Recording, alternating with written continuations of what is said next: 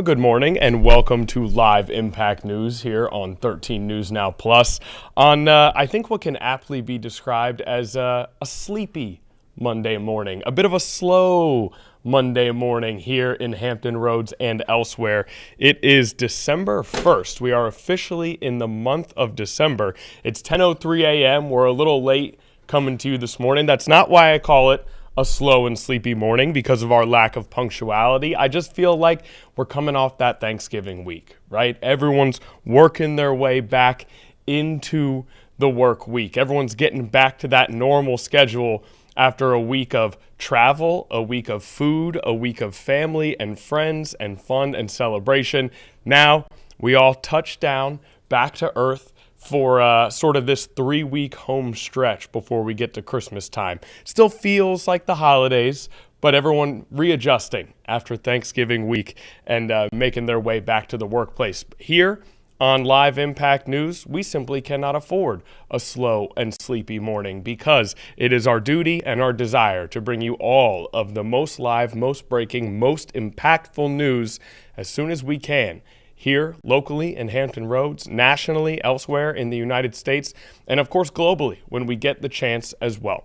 So that is what we are going to do. And if you are having one of those slow Mondays, maybe you can sort of use Live Impact News as your on-ramp into the work week, and we can all get back into our normal schedules together. And we certainly hope that everyone had a very happy Thanksgiving as well, which maybe is where we'll start with meteorologist Taylor Stephenson, who joins us now in studio. Taylor, a good Thanksgiving? I mean, yes, I was here, so... Yes, yeah. A Thanksgiving spent at 13 News Now. Yes, it was. But it was a good Thanksgiving, not too bad at all. How about you? Okay, good. Same. I had a couple days here at work. I had a couple days where I got to do some stuff with some family and some friends. I had a late work shift, so the family actually did something a little different. My family adjusted to me, and we actually did a Thanksgiving brunch. Ooh. On Thursday, so that was something different, something unique. A little bit of quiche instead of pie. Yeah, kind of a substitute. So it was a great Thanksgiving. I can't complain. It was a great weekend to follow it up to.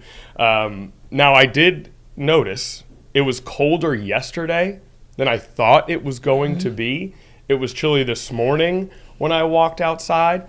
We've officially entered into sort of a cold zone here. Yeah, we have, and I feel like, it's very reminiscent of the fact that it's the first day of December. So you see those cooler temperatures now, and you can see that for today, we're significantly cooler than where we were, will be this time yesterday. As we progress through the day today, it will be a cooler day. Excuse me one second.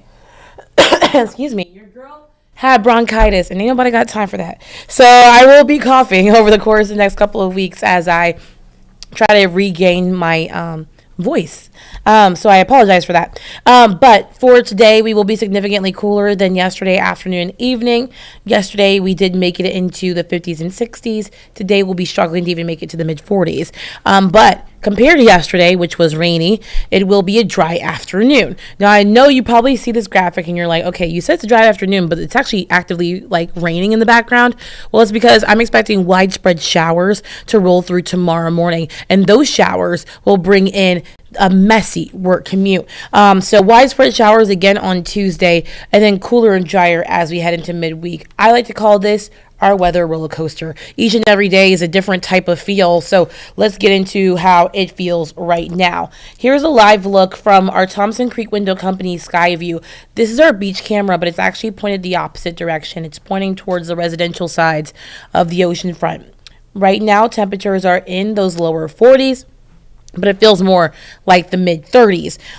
So that is what we call a wind chill. And the wind chill takes into account the air temperature plus the sustained winds. And sustained winds across our area right now, anywhere from the 5 to 15 mile an hour range, but recent gusts across the peninsulas in the 20 to 30 mile per hour range, anywhere from Wachapreague down to Hampton and Newport News.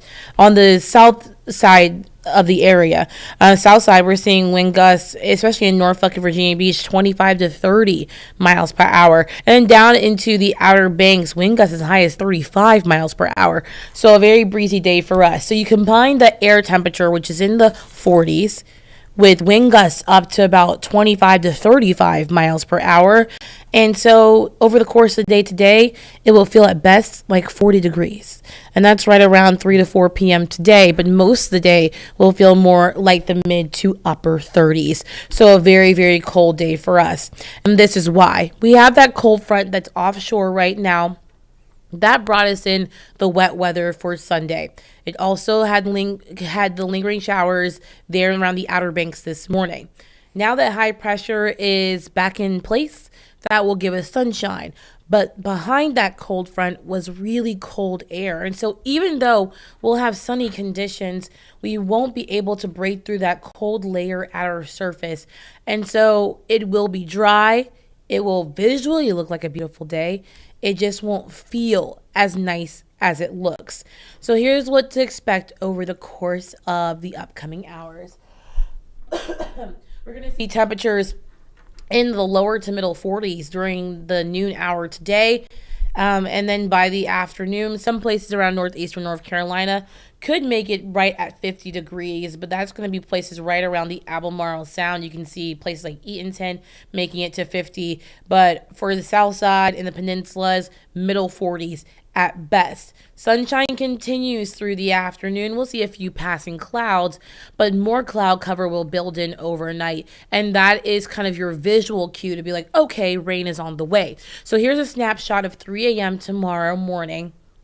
And you can see temperatures fall back into those mid 30s and upper 40s. Now, is it a possibility that some of that rain around I-95, so places like Emporia, Richmond, Wakefield, may see a little transition over into maybe some sleet? It's possible, but I think that chance is fairly low. Excuse me. But regardless, the rest of the area, your chances basically zero to see any type of winter weather. A lot of the winter weather will go well north of our area. So places like Maryland, Pennsylvania will see some widespread snow. Here we're going to see widespread, very heavy rainfall. I stopped this at 7 a.m. specifically because that is the heart of our morning commute. Today we had multiple accidents as people were heading back to work after the holiday weekend. Now you add on the fact that we could have widespread heavy rainfall plus traffic. I have a concern for the morning commute tomorrow. My advice to you, I have a couple of things to give as advice. One, try to build in extra time to leave in the morning. Maybe instead of leaving at 7 a.m., you leave at 6:45 to give yourself an extra few minutes on the road because you'll be battling rain on top of traffic. Number two, make sure you have proper windshield wipers that actually help to push the rain off of the windshield. If you have really bad windshield wipers, it will just make it blurry compared to actually giving you a better view and better visuals. Number three, keep a safe distance between you and the car ahead of you so that if you do have to brake, you're not having to slam on the brakes, the cars behind you cause that domino effect. We don't have to do that. We just give yourself some room more than you would. My last point of advice, which is also technically legal advice, you can get pulled over for going the speed limit on a very rainy day like this because it could cause more traffic problems. So you can try to go a little bit underneath the speed limit just so that you are not like racing through these areas. And being in Hampton Roads, water pile up is something that we see all the time on days just like these where we have heavy rainfall in the area, but we have those poor drainage areas that do have that rain sitting on parts of the road. So be careful. So let's talk about the rest of the day. As we progress through the morning into the early afternoon, the heaviest rainfall moves offshore as that center of low pressure moves offshore, but we still will have rainfall widespread through lunchtime tomorrow. Pockets of heavy rainfall, but the widespread heavy rain out of the picture. Temperatures around lunchtime will be in the upper 40s and to the middle 50s. Now, take a good look at these temperatures, because once this system continues to pull out to sea, it will take the rain and the mild temperatures with it. We'll see falling temperatures during your Tuesday and clearing conditions. By Tuesday evening, we'll see some breaks in the clouds, but temperatures will be in the lower to middle 40s. And as we clear throughout the night into early Wednesday morning, we'll see temperatures back near freezing inland, upper 30s around the coast, wind gusts back into the upper 25 mile per hour range. But also during the afternoon on Wednesday, we'll be struggling to get back into those middle 40s. So a really big up and down pattern for us over the course of the next 72 hours. Tomorrow, places inland could pick up half an inch to an inch of rainfall. Around the coast, we could see 1 to 2 inches of rainfall. We need this rain badly. Now, while I'll take a look at the drought monitor right now, because we should have gotten an update from last week. And while you pull that up, Taylor, I mean, just cold, rainy, gross kind of weather here that we're about to get into. It is great that we need a little bit of rain, and we're going to get a little bit of rain, but anytime a part of your forecast is, driving cautious instructions, you know that you're in for some nasty weather. And I just think that what makes tomorrow just so miserable is that the rain comes through during a busy time of the day. I mean, if it came through during the heaviest rain came through during the middle of the day, most people would be, at work or at school. So it's not really that big of an issue when it comes to our roads. You have the heaviest rain coming through during the thickest traffic of the day, at least on the morning side of things, and it just causes for a lot of mess. Now, the rain we do need about 5 inches of rain to kind of catch up to where we should be year to date, but you can see that carved out in this drought monitor is the south side of Hampton Roads. We're fine, but northeastern North Carolina, we do need some rain. We're in the abnormally dry conditions in that bright yellow, same with the peninsulas. But any rain we do get will be beneficial. Again, giving you a look at that potential rainfall over the course of the day tomorrow. We're going to pick up half an inch of rainfall as you head inland, and then around the coast, we'll pick up 1 to 2 inches of rainfall. So a very heavy rain day for us. Now, as I told you, temperatures will be cool today, a little bit warmer tomorrow, cool again on Wednesday, but every day over the next 7 days will be below normal. And even looking into the middle of the month, so December 9th through the 15th, we look to stay below normal again for the mid-Atlantic, the Midwest, and the Northeast. So these cooler temperatures look to be here to stay here in Hampton Roads and northeastern North Carolina. So kind of no warmth relief on the way. Now, I know I said this is Tracking the Tropics, right? But today is December 1st, which means it is officially no longer hurricane season. Hurricane season ended yesterday. Obviously, no tropical activity expected over the next week. But we did round out the 2025 season with 13 named storms. And that's kind of right on par for a typical hurricane season. Usually in a given hurricane season, you see 14 named storms. We had 13. The most notable ones, Hurricane Aaron, which made a couple houses collapse from the swells in the Outer Banks. That was in August, but it passed offshore and never made landfall. One of the only Category 5 storms to never make landfall in the Atlantic Basin. We also had Umberto and Imelda that were twin storms right off the coast of the United States.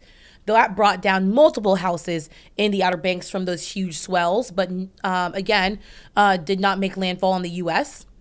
And then, of course, Hurricane Melissa, which is the most devastating storm of the season. The last storm we saw, which was in late October, that made landfall in Jamaica and Cuba, passed through the Bahamas, and lashed the island of Bermuda as well.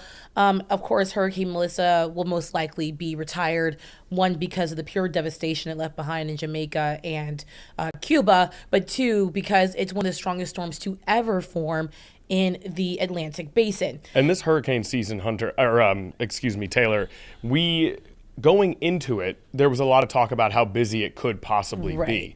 Would you say that it fell short of those expectations? It wasn't quite as busy as we thought, or it was busy, they just less landfall than normal? Both. Okay. So I think it fell short of expectations. There was a likely chance of seeing an above average season, but I will say that the hurricane experts brought down their expectations throughout the course of the season, which I guess is a little bit easier to do when you're in the middle of the season. You're like, oh, things aren't really like, going Right. that direction. But of course, there can always be scientific analysis of why it didn't go that way, right? But towards the middle of the season, they were like, okay, we're only expecting 13 to 18 named storms. We fell right at 13. It's on the lower end of the spectrum. I don't think it hit the marks that I was expecting, or the the hurricane experts were expecting before the season started, because they were calling for a chance of an above average season, or near normal. So they were right kind of on that cusp.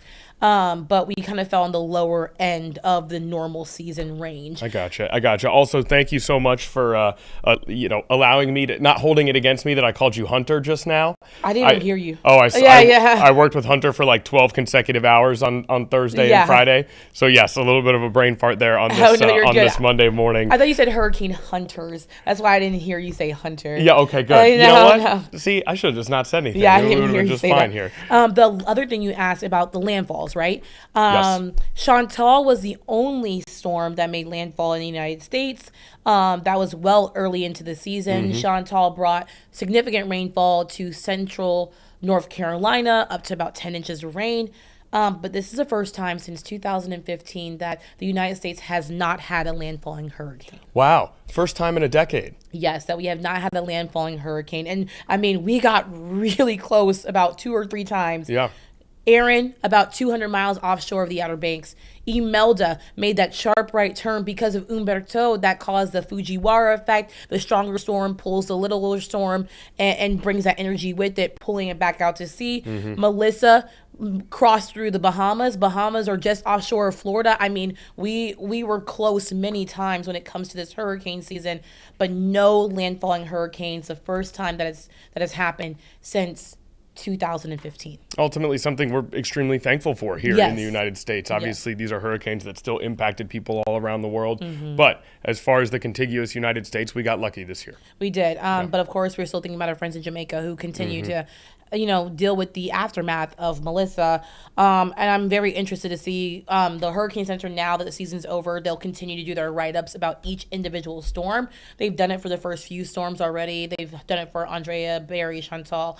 But I'm curious about Aaron and Melissa specifically, especially Melissa, because there has been data to show that Melissa was actually stronger than the forecasts we put out back when Melissa was churning in the Caribbean back in late October. There is data that shows that it could have been a much stronger storm before it hit Jamaica. So there's a lot to be analyzed. I think they will study Melissa for years to come, because not only was Melissa one of the strongest storms to ever be formed in the Atlantic Basin, it's the strongest storm to ever hit the island of Jamaica. It also maintained its Category 5 strength for a long time. And usually when strong storms, big storms like that, reach that intensity and they move so slowly, they kind of take themselves out of that strongness by pulling up really cold water from the deep ocean, which weakens them, or just being so intense it has to kind of fluctuate in energy. But Melissa kind of beat a lot of those odds. So I think that this is a storm that we have to keep an eye on in terms of scientific research for the future. Okay, very good. Thank you so much. What a fantastic sort of recap of hurricane season, something that we pay extra close attention to here in Hampton Roads. We're on that eastern seaboard where oftentimes, most years, there are hurricane impacts right here in our viewing area. And so it is one of the things that our meteorologists are most focused on throughout the year. And as always, you guys did an excellent job this year, and now we move forward into these chilly winter months, and Yes. boy, it has already begun, because tomorrow is looking cold and rainy. Today, Yes. very cold, and you said something about the sunshine. The sunshine is there, but it's not getting through to us here on the ground. Yeah, it's just so cold air at the surface of the earth is so thick that even with the sunshine, that heat is not going to be able to really do much to erode the coldness. The one thing I will say that I like about winter, even though I'm a fall baby to a T, is that the winter solstice is 20 days away. After the winter solstice, then we start to gain more sunlight. So Okay, very for good. those who do not like the 4:45 p.m. sunsets, your daylight is arriving come 2026. Strange weather question. Yes. So we talk about how it's hard for the sun rays to get to the surface because of that cold air kind of creating that little protective bubble there. Does that mean that we are getting less of the benefits of the sun physiologically? I mean, is there less of the vitamin D that's getting to us as well, or is it just the warmth? It's just the warmth. Just the warmth. Okay, okay. Anything else we need to know about the forecast? No, just be safe tomorrow morning as you're driving into work. It's just going to be very, very messy with the widespread rain coming. But you have the umbrella, have a couple of layers because by the afternoon it gets cold again. But otherwise, we're just in this very wild pattern of up and down through Hampton Roads over the course of the next 7 days. Awesome. And listen, you guys, everyone watching needs to know how much of a rock star Taylor is. It's the Monday after Thanksgiving. We told Taylor, we don't have a lot of live events here in the 10 a.m. hour, so feel free to take as much time as you need for your forecast. And I mean, you just went 20 minutes of uninterrupted forecasting. Every single bit of it was interesting, informative, and helpful. So thank you so much, Taylor. You're the best. We appreciate you. And you thought I forgot. Congratulations to your Oklahoma Sooners. Oh my gosh, we did. Oh my gosh. Okay, we're going to take a couple minutes to talk about this. You got me all riled up now. I was so stressed out the whole game. I was sitting on my couch.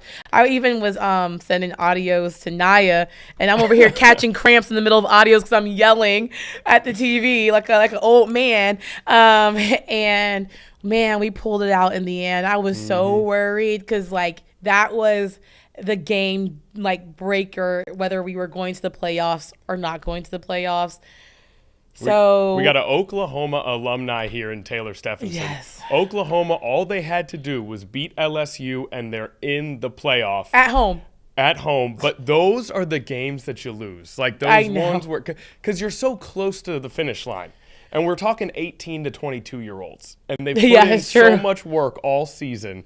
They got a bad team coming to play them at their place. Classic trap game. No coach.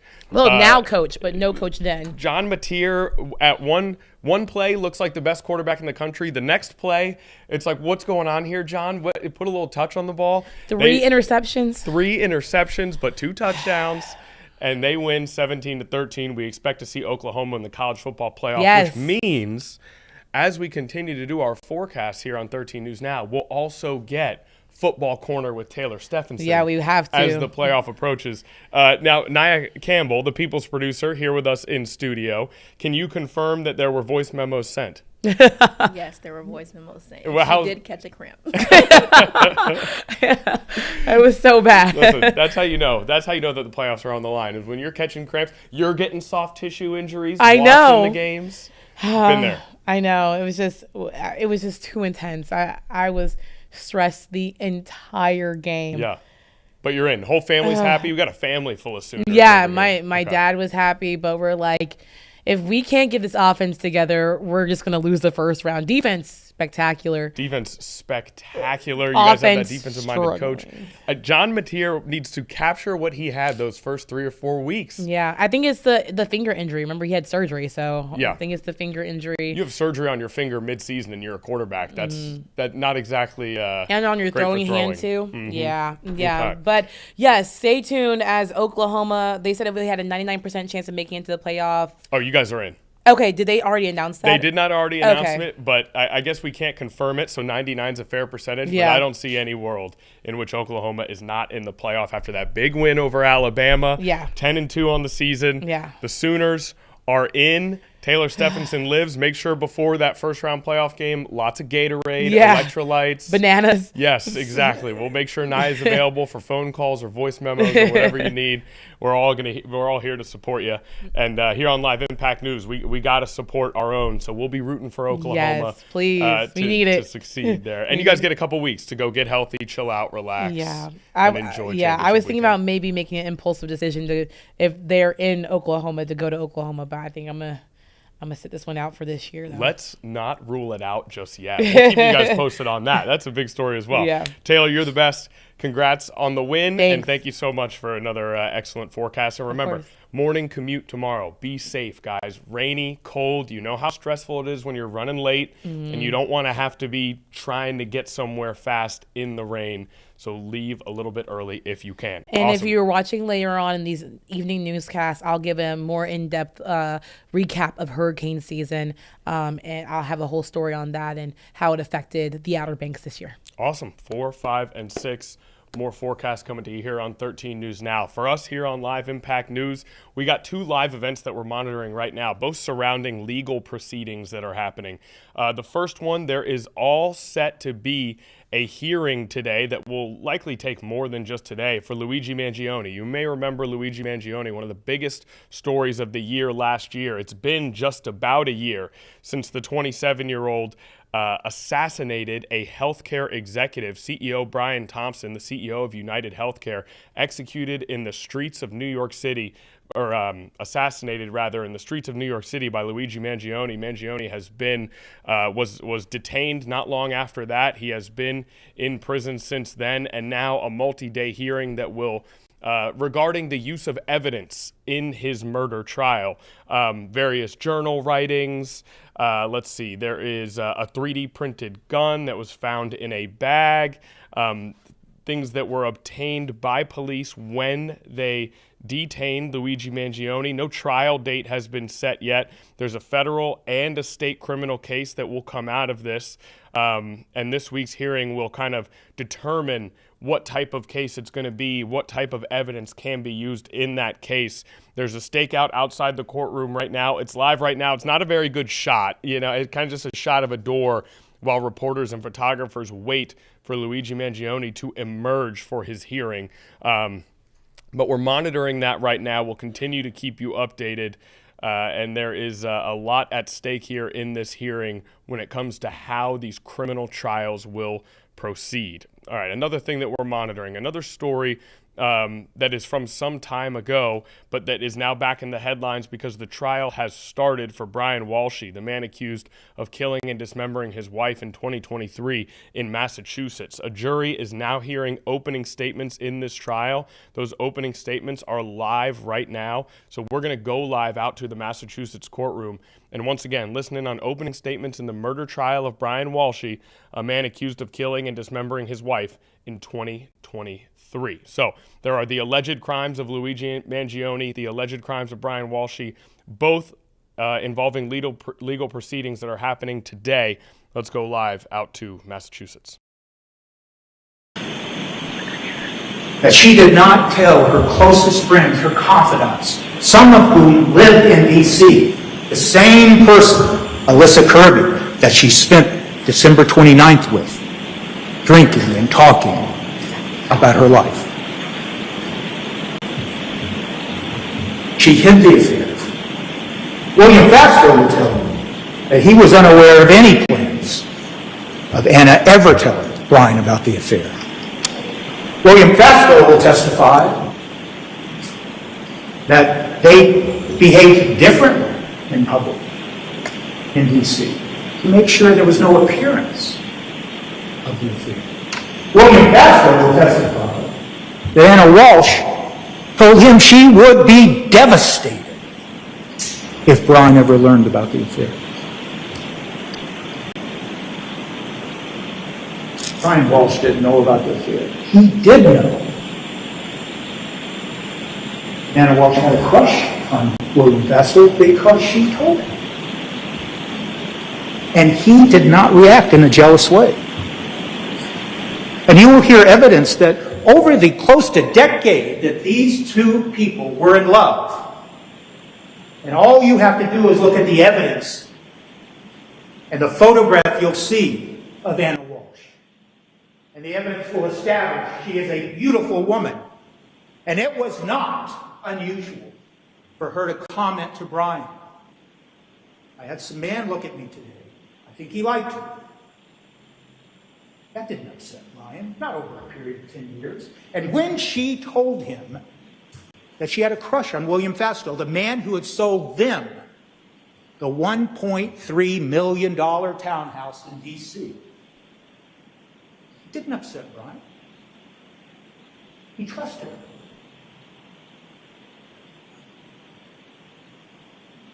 In fact, you will hear evidence from Melissa Kirby that Anna Walsh told her, "I wish you would be jealous."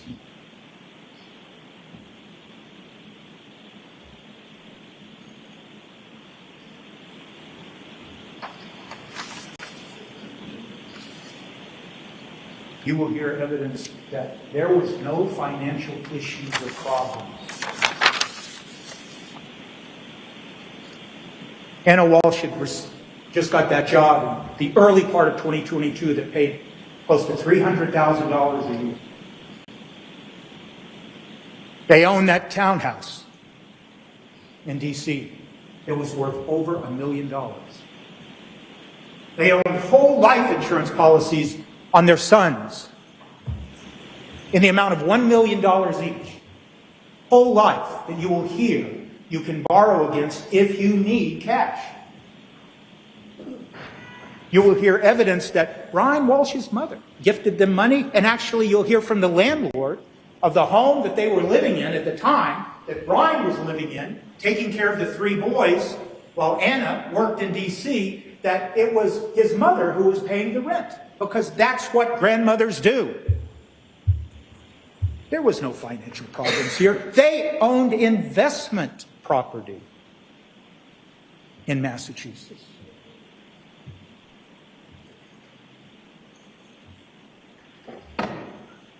The evidence in this case is that Brian Walsh loved Anna Walsh.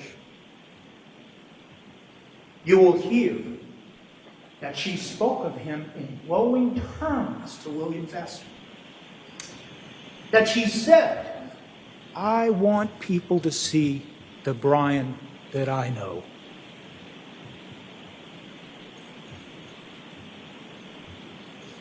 You will hear how she talked about her relationship with Brian with Alyssa Curry.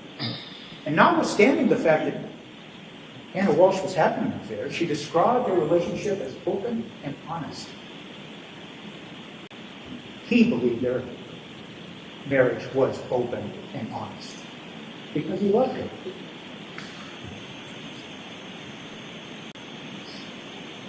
You will hear how she described Brian as her best friend to her friend Alyssa Kirby.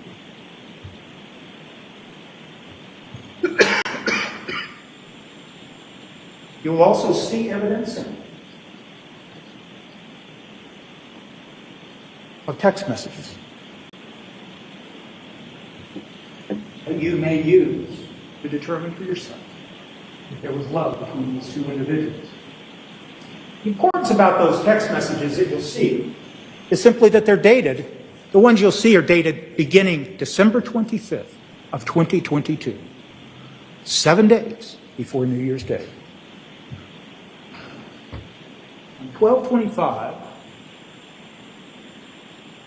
Anna Walsh and Brian Walsh are texting each other, and she is sending him 7 properties, listings, primarily out of Zillow, 7 listings of properties in the greater D.C. area. Bethesda, Annapolis. They're searching for future investment properties for the future. You'll see that, and you'll hear evidence that then she comes up to celebrate Christmas with Brian and their 3 beautiful boys. You'll see on 12/27, now that she's back in D.C., these text messages between them. And they're talking about one of their properties. And they're talking about the fact that it, in fact, sold. So now they need to figure out what to do with the proceeds.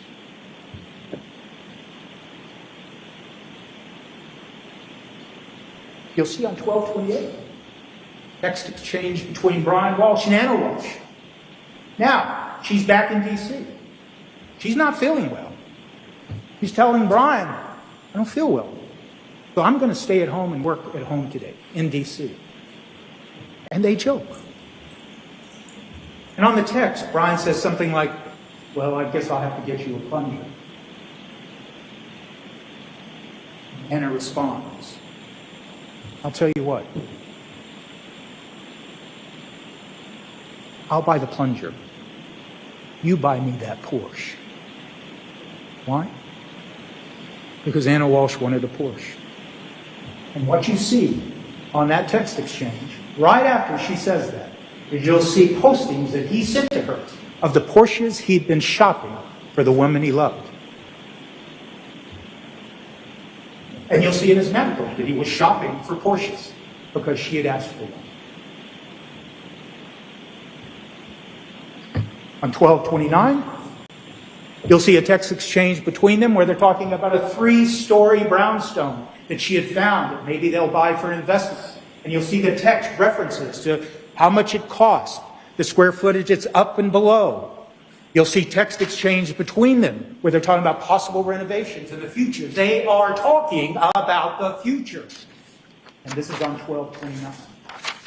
And then on 12/30, simple texts between them about her catching her flight from D.C. to get to Cohasset for New Year's. She texts them, I've landed. And what you see in those text messages are she begins to send Brian pictures of her playing with the boys now that she's reunited with the 3 beautiful boys again. And then you see 7 pictures sent by Brian Walsh back to Anna, taken of her playing with the boys. And how do they sign off these texts? You'll see them. Brian says, love you. And Anna Walsh says, love you too.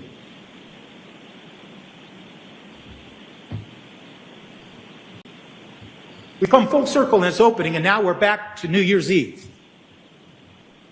Jim Mutlow, the family friend, is invited by Anna to come to the house to celebrate New Year's Eve. You'll hear evidence that he was thrilled. He was thrilled to be with 2 people he'd known for years, but he hadn't seen in some time. He knew their kids, 3 beautiful boys.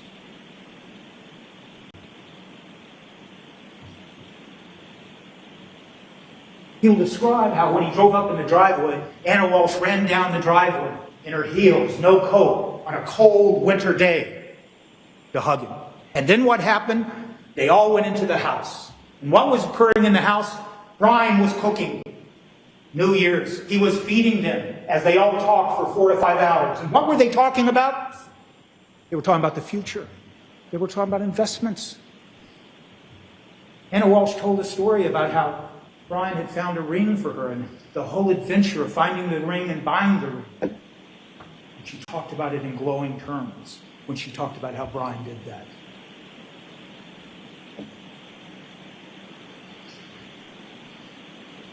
Mr. Mutlow will describe that for the 4 or 5 hours that he was there, he saw no problems between them. He said that Brian was happy and Anna was happy. He described the atmosphere as jovial, festive. He described it as loving.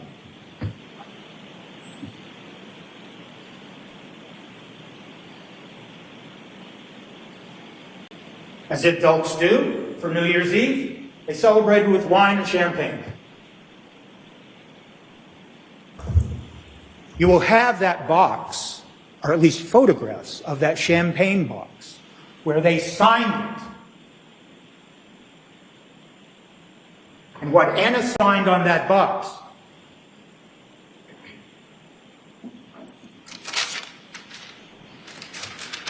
she wrote, "Let's make 2023 the best one yet." She went on to say, courage, love, perseverance, compassion, joy, and signed it, love. Nothing was more important to both Anna and Brian but those 3 beautiful boys. They had talked about the problem of the federal case. It was stressful.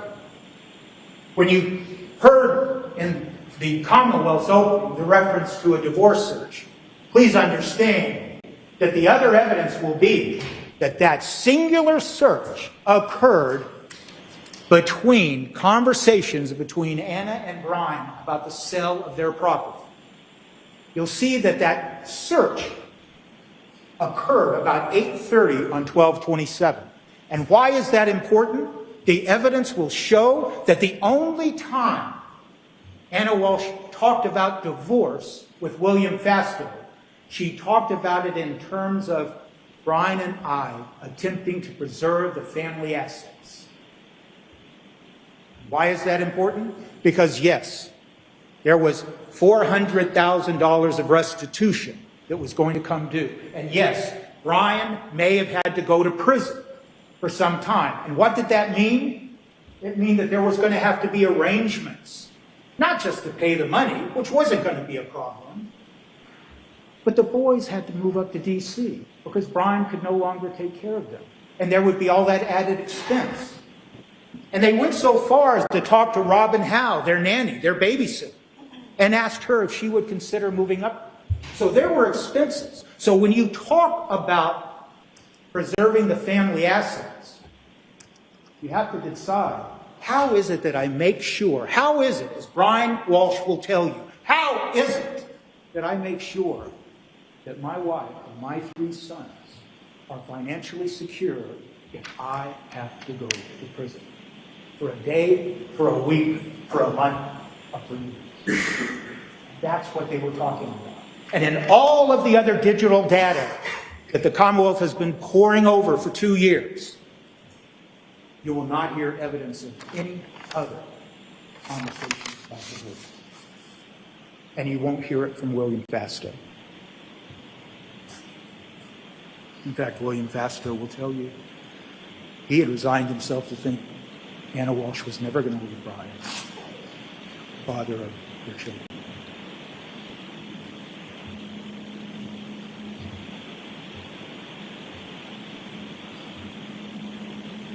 Jim Mutlow left around 1:30. Brian Walsh and Anna Walsh went upstairs. He went back down to the kitchen about an hour later to clean it up. And then the impossible, the unimaginable happened.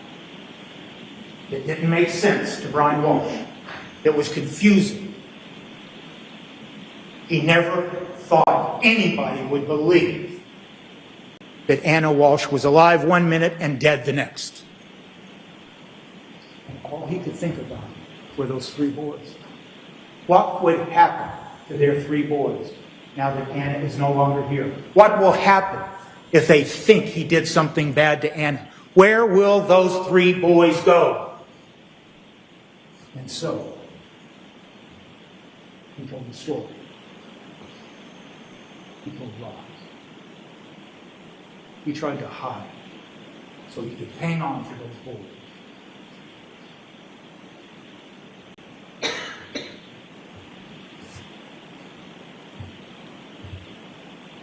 Brian Walsh never killed him. Brian Walsh never thought about killing him.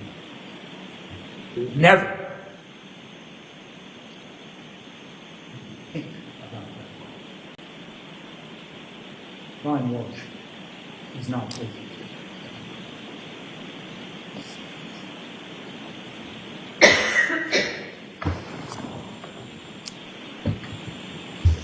First, once again, why don't you stand up, shake a leg.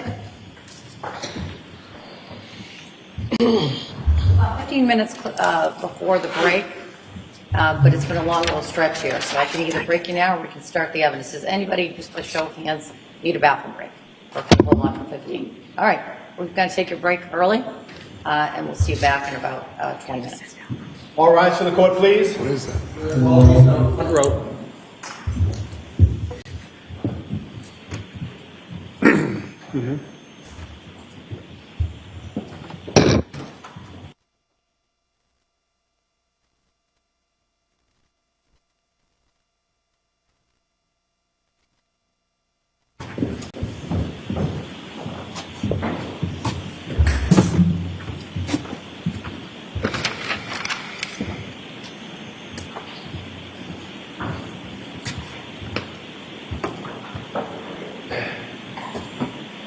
Please be seated. Does anyone need to address anything with me? No, Your Honor. Anything from the defense? No, Your Honor. All right, we'll take about a 20-minute break. And Commonwealth, what's the lineup today? It's going to be Sergeant Harrison Schmidt for the entirety of the day. The intention is to try and get through the audio interviews today, Your Honor. And everything went well with the editing, so to speak, of the... Yes, we've made all the edits that we encouraged and the ones that the court told us to make. All right, and the defense is all set with that? Have you watched it yet, or? Yes. All right. Let me know if you need me. Yes, Your Honor. Maybe.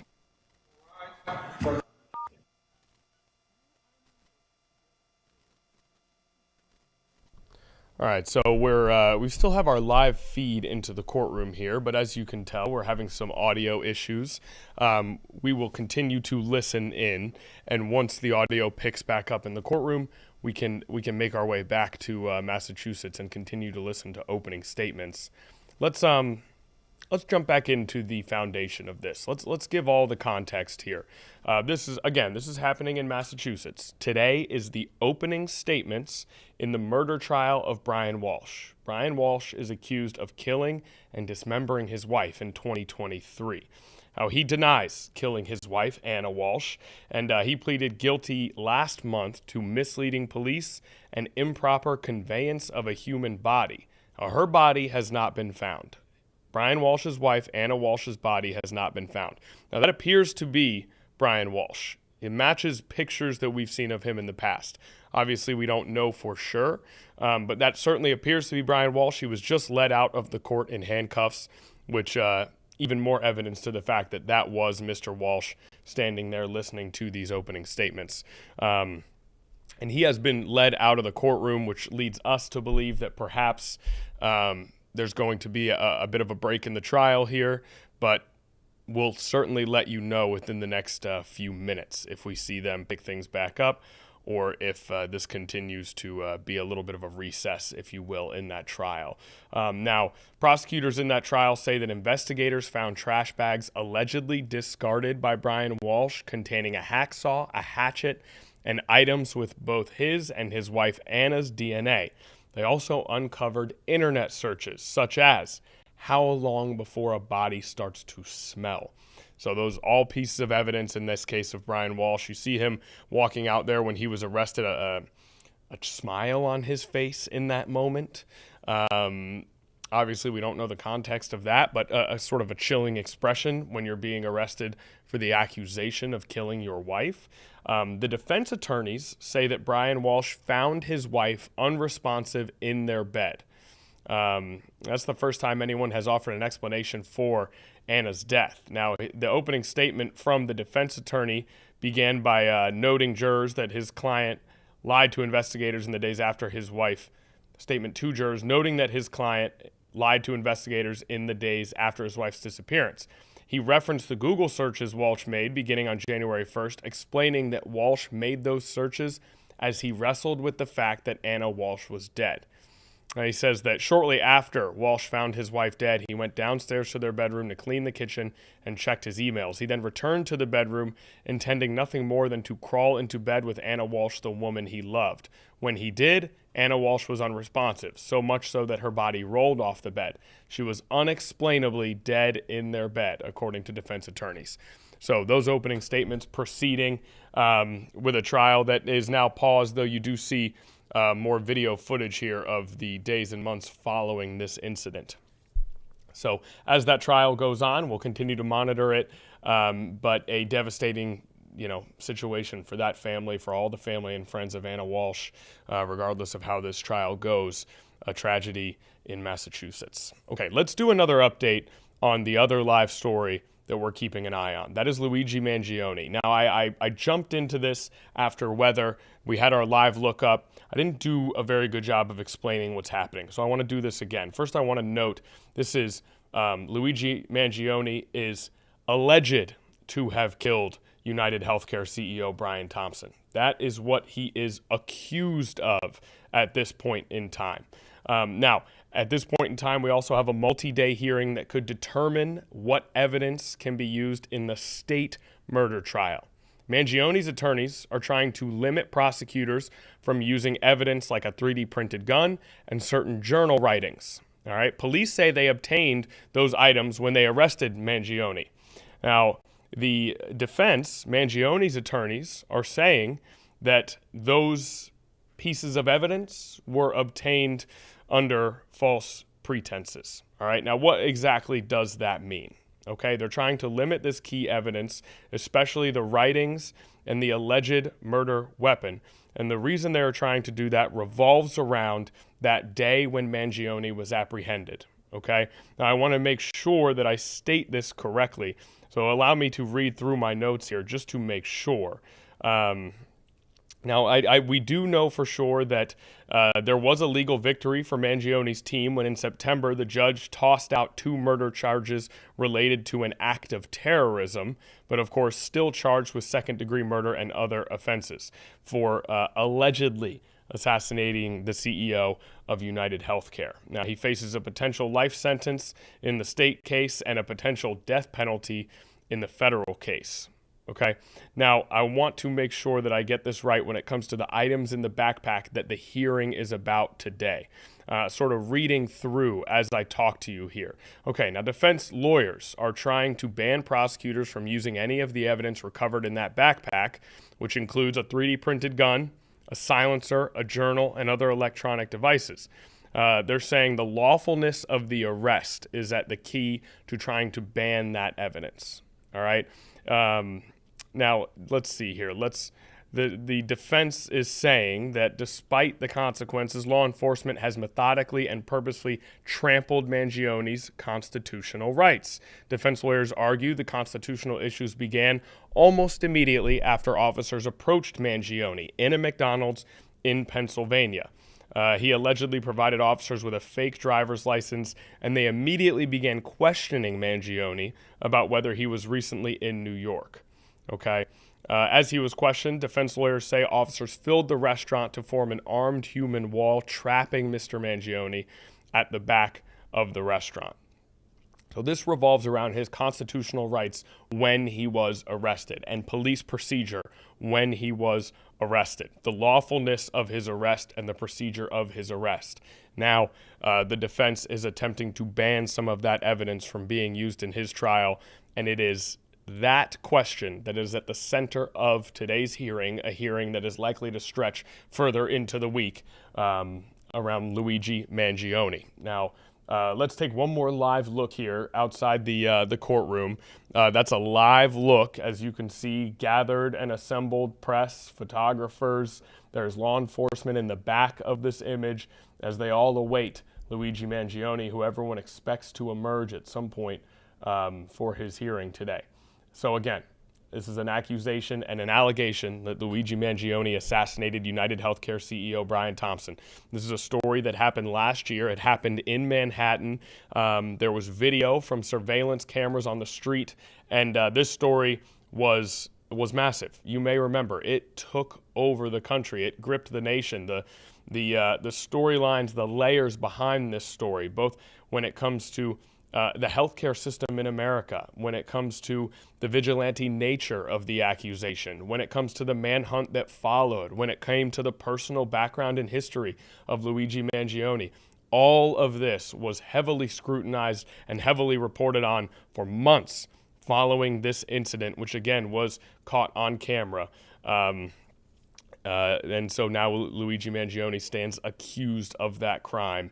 And legal proceedings continue today as we continue to monitor the live image outside of the hearing that is happening today in New York City. So that is something we'll continue to monitor. If we see Luigi Mangione emerge, we will try to take that live as quickly as we can to see if we can be a part of that. And so it's something we're going to keep an eye on. Now, in the meantime, let's talk about some issues that are happening close to home here in Hampton Roads. Really, they're issues that are both very local and very national, revolving around healthcare itself. Now, rural hospitals are in danger of being shut down, quite frankly, after the spending bill that was passed through after being proposed by the Trump administration. Rural hospitals at risk of losing their funding and closing down. Many of these hospitals are the only reasonable healthcare option within driving distance, within a reasonable distance for emergency healthcare assistance for many people that live in rural areas. That includes right here in Virginia, right here in Hampton Roads, in Southampton County. There's a rural hospital that is in grave danger of losing the amount of funding it needs in order to be able to continue to keep its doors open. It's something we've been monitoring here for some time, and Alex Littlehales has done some really excellent reporting around this issue. And we're going to go and listen to his story now, the extended version. We played it on 13 News Now in a series of installments. We're going to listen to Alex Littlehales reporting in its entirety surrounding rural healthcare and the danger of which it is of being shut down at rural hospitals throughout Virginia and throughout the country. So how that could potentially affect the surrounding communities involved in this story as well. So let's go ahead and listen in to Alex Littlehales' excellent reporting on a very serious issue that has been talked about for some time and now is coming to a head right here in Hampton Roads. Here. Oh. It's these small moments. All right, there we go. Ready?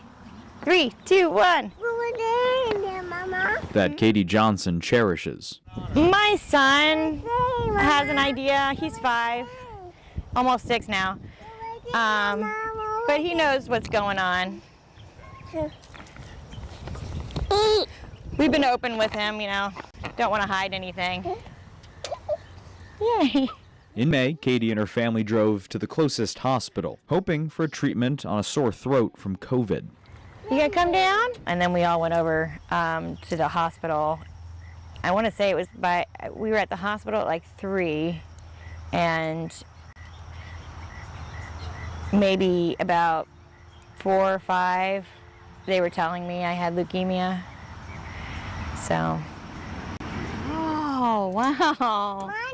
Acute myeloid leukemia usually affects adults older than 60 years old. You want to go up here?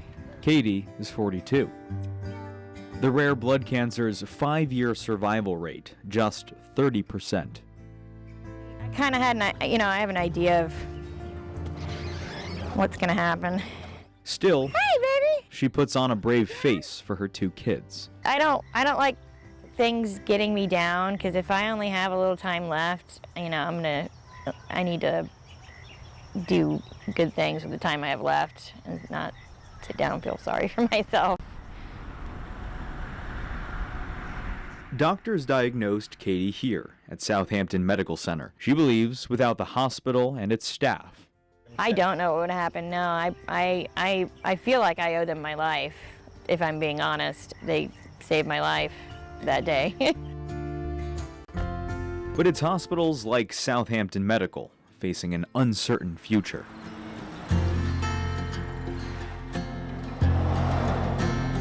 Life moves slow in rural Virginia. Roughly 25,000 people call the city of Franklin and surrounding Southampton County home.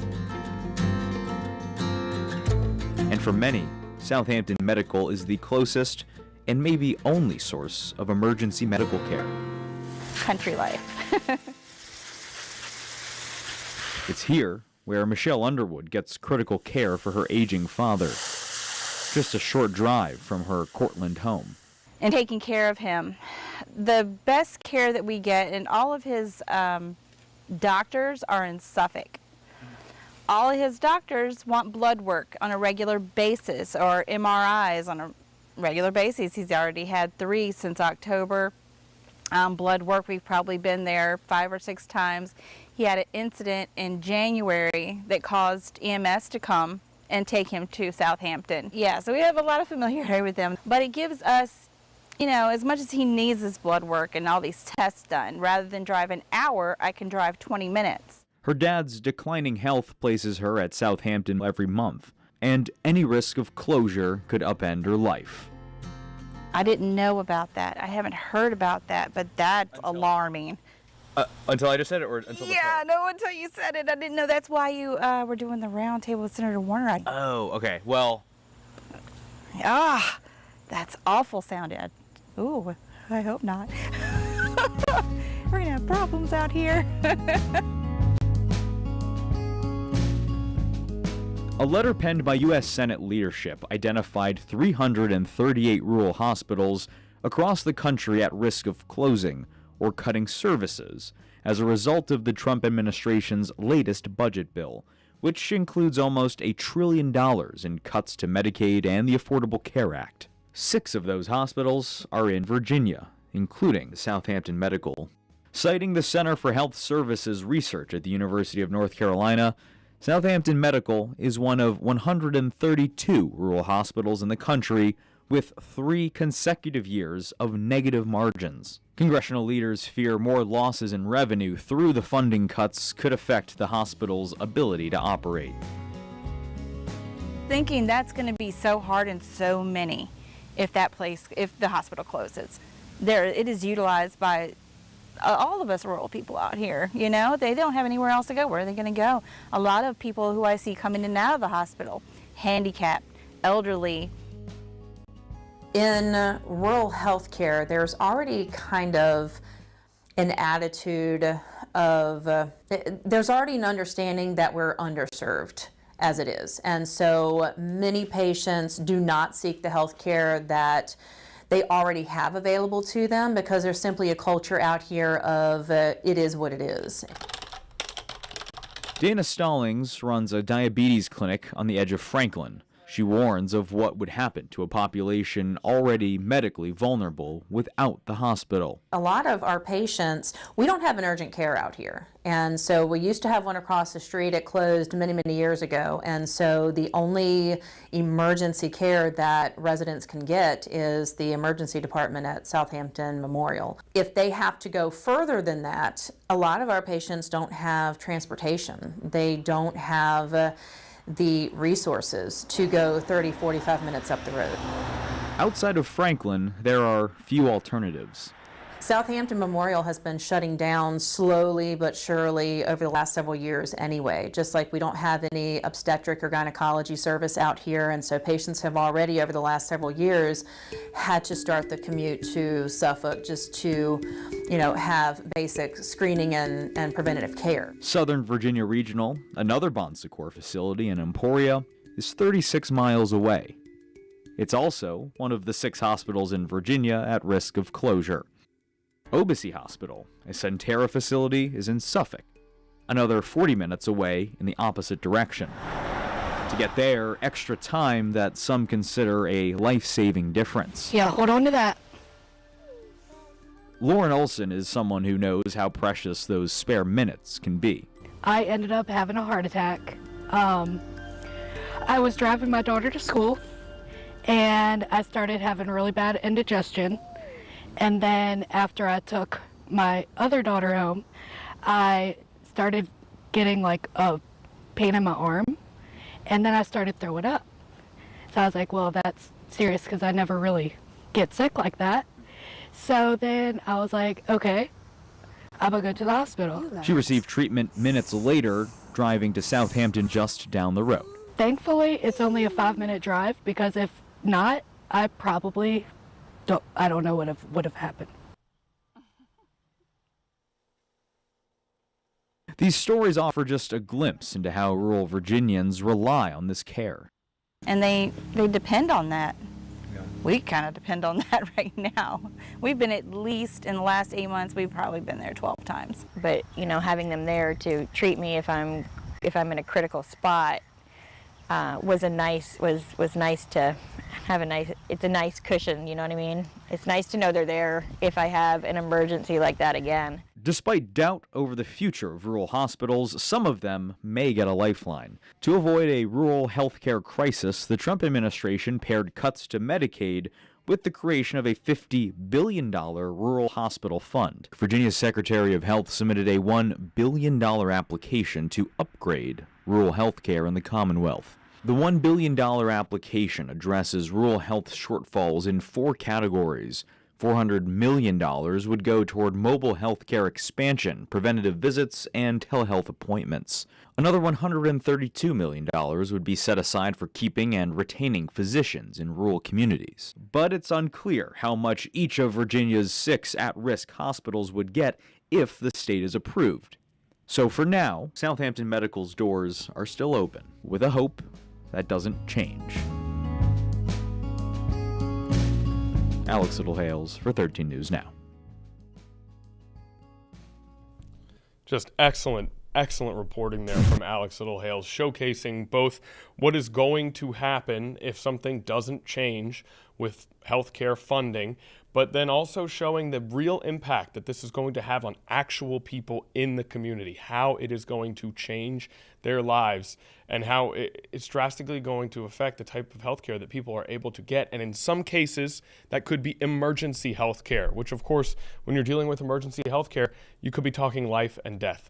So it's a problem that local lawmakers are going to have to tackle here in the very near future if that funding issue is not fixed. Again, great reporting there from our very own Alex Littlehales. Now let's stay local here. Let's jump into something that happened over the weekend, particularly on Saturday. More gun violence in Newport News. A shooting inside a store at the Patrick Henry Mall left one man dead on Saturday, according to Newport News police. Now, officers arrived at 10:52 a.m. on the scene. This is unique in that it's just 1 minute after the shooting was reported. They found a man suffering from a gunshot wound, and the victim was taken to a hospital with life-threatening injuries where he did later die. Now, officers were already on the scene because of holiday patrols, if you will, more frequent patrols where there's supposedly a lot of shopping going on. Now, 2 officers were at the mall already doing a quick check. Within a minute, able to be on the scene. Police said a suspect has been detained. 2 firearms were recovered from the scene. The incident appears to be isolated, stemming from an altercation between 2 men. So the shooting occurred at the mall in a public place, but the incident is allegedly isolated between these 2 men. Patrick Henry Mall closed for the remainder of the day as investigators worked the scene. It was anticipated it would reopen on Sunday, and certain shops within the mall remained open. 13 News Now saw several people attempt to enter Patrick Henry Mall throughout that day on Saturday. They didn't even know why the mall was closed. They showed up to do holiday shopping without any knowledge that there was a shooting earlier in the day. So obviously a scary incident. Patrick Henry Mall, a place where many will go, especially during the holidays, and here in late November, a shooting at the mall. One shopper said she's skeptical about coming back. Adrian Cook, the founder of Love, or Let Our Voices Empower, was at the scene Saturday and told 13 News Now an all-hands-on-deck approach is needed to stop dangerous retaliatory actions. Quote, it goes without saying the impact this will have on the community. Families were in this mall, not to mention the people inside who work here. How do they come back whole from seeing and experiencing an incident like this? I mean, a mall is one of those places, obviously, with online shopping, malls, their significance in American culture has changed, and yet it remains a place where the community will go as one to shop, to eat, to be around each other, others in your community. And as has been the case with so many aspects of American life, the mall now touched by gun violence as well. So scary day in Newport News. There you see Police Chief Drew very briefly there patrolling the area at Patrick Henry Mall. We also heard from Police Chief Drew as well as Mayor Philip Jones on Saturday. We're going to play that press conference for you now. It's relatively brief, but we're going to play it in full so you can listen in on how officials are handling a scary day at Patrick Henry Mall.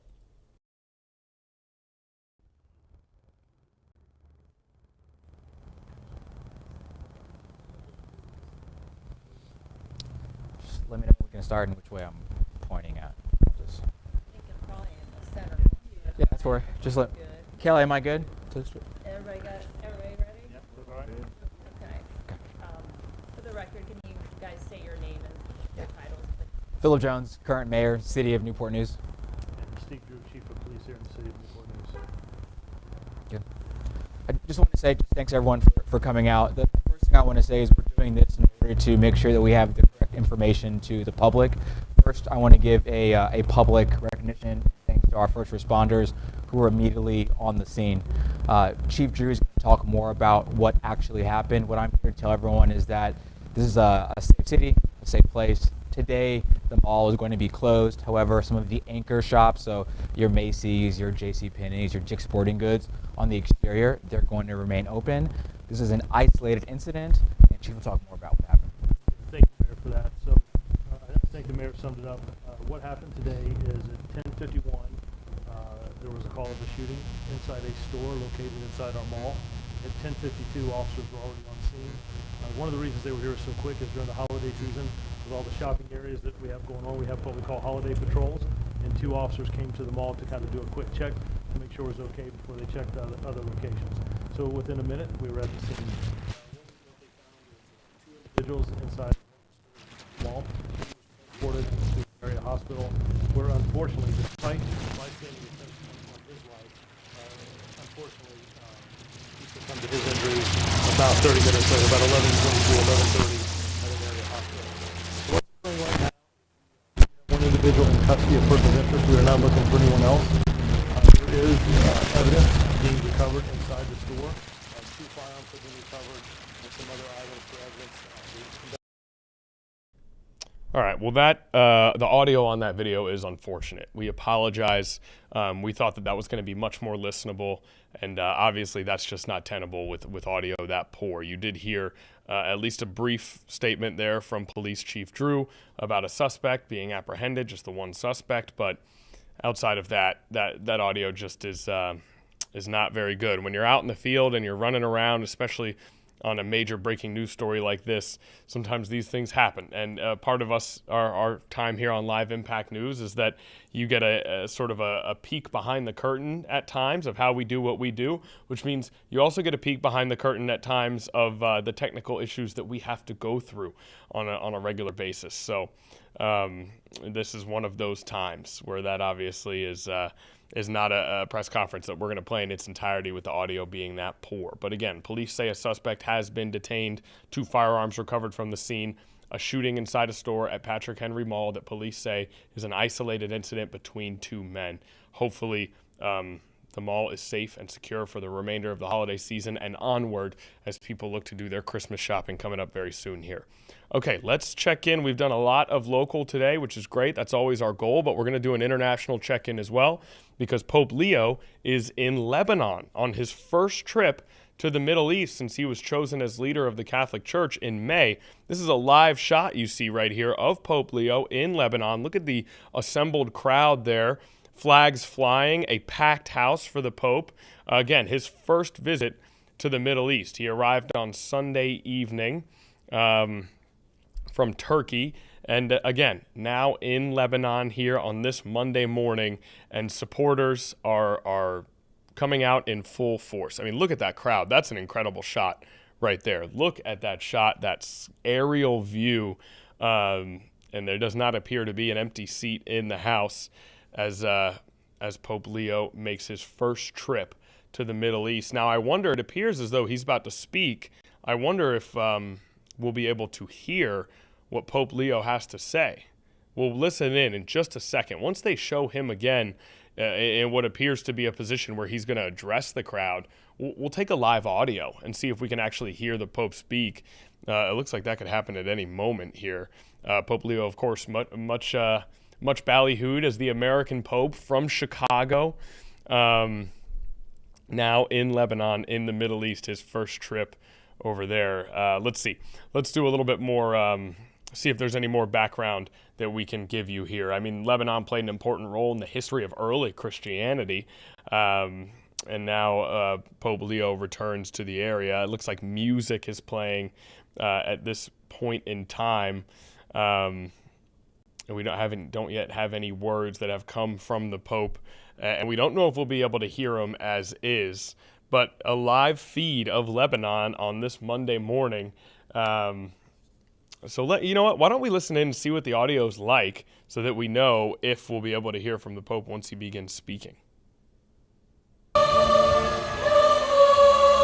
Okay, that's crystal clear. That is crystal clear. That was a real ray of audio sunshine that just came into our live Impact News broadcast. Okay, if the Pope speaks, we will listen in, because that was better audio than we had on our press conference here. All right. In the meantime, we have the trial of Brian Walsh. Brian Walsh, or what appears to be Brian Walsh, has once again taken his seat in the courtroom. We would imagine that opening statements will resume here at some point soon, so we want to continue to keep an eye on that. Why don't we, we're kind of doing both of these at once here. This is when live Impact News can be at its best, is when we're monitoring two live events. We're jumping back and forth. For now, why don't we listen in to the Brian Walsh trial, Naya? Let's listen in, and if we get a chance to hear the Pope speak, we'll go back out to Lebanon. A story that is obviously, the Pope is the leader of the Catholic faith, but in his first trip to the Middle East, anytime it comes to an organization that powerful, there are socio-political implications as well. So if he does address the crowd, we will listen in. But for now, let's go live back out to Massachusetts, as it looks like the Brian Walsh trial is getting started once again after what was a brief recess.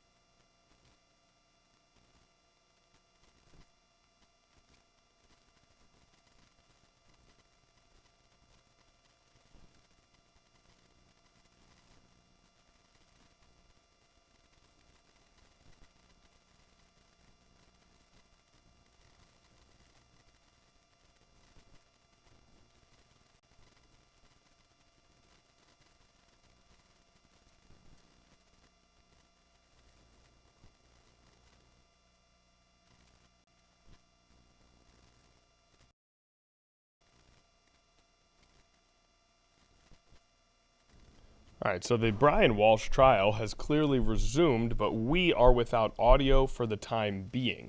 So once we get audio, we'll head out there. So we're on a bit of an audio journey here over the last 5 minutes on Live Impact News. We had a local press conference where the audio wasn't quite there. We are wondering what kind of audio we're going to get from Pope Leo in Lebanon, his first trip to the Middle East. And then, of course, we've got the Brian Walsh trial starting up, and we are wondering if we'll get audio back for that. So monitoring all of these things all at once here. Suddenly, the news has picked up here on Live Impact. We had a bit of a slow start to the morning, but quite a bit happening all at once now.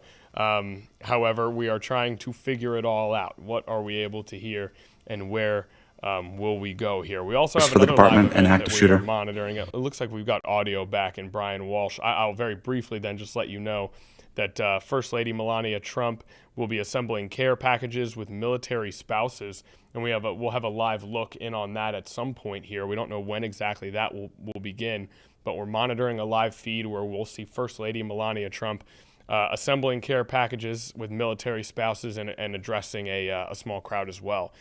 For now, we've got audio back on our Brian Walsh trial, so let's go back to Massachusetts and listen in. I'm on the SWAT team, and I'm the lead firearms instructor for the SWAT team. And does Metrolec have a search and rescue team? They do. Can you tell us about the SWAT team's interplay with search and rescue? The Metro SAR team, search and rescue, if they need physical searchers, they will pull from the SWAT pool. Now, as a result of working with Metrolec and Cohasset Police Department, how many fatal investigations have you been involved in? Dozens. And how many missing person cases have you been involved in? Between both, about a dozen. And, sir, with your missing person cases, have you been able to recover each individual? No. And what are some of the reasons why not? Medical issues, exposure to the elements, suicide. Now, are you familiar with the investigation into the disappearance of Anna Walsh? Yes. How are you familiar with that investigation, sir? I'm the lead investigator. And when did you become involved in that investigation, sir? January 4th, 2023.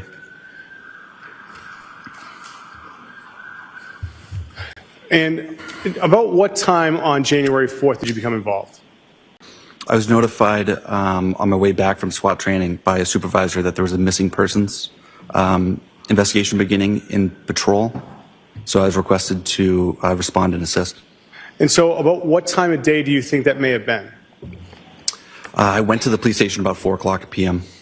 Now, sir, when you went to the police station, what did you do to begin your investigation?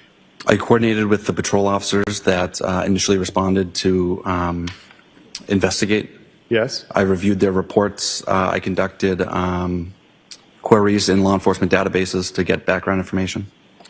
And after doing all of these activities, did you have the opportunity to do anything else to further your investigation that afternoon or evening?